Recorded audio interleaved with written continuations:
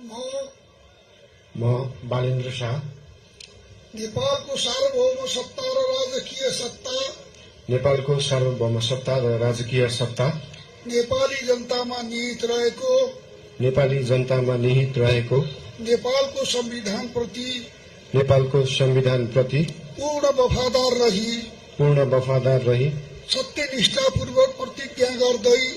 सत्यनिष्ठापूर्वक प्रतिज्ञा गर्दै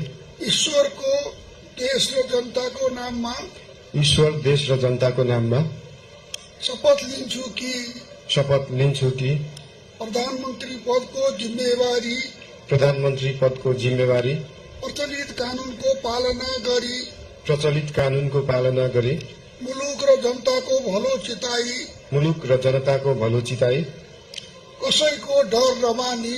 कसैको डर नमानी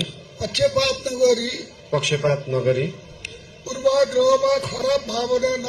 पूर्वाग्रह वा खराब भावना नलिई ईमानदारीका साथ गर्नेछु र आफ्नो कर्तव्य पालनको सिलसिलामा आफूलाई जानकारीमा आएको कुरा म पदमा बहाल रहँदा वा नरहँदा जुनसुकै अवस्थामा पनि प्रचलित कानूनको पालना गर्दा बाहेक अरू अवस्थामा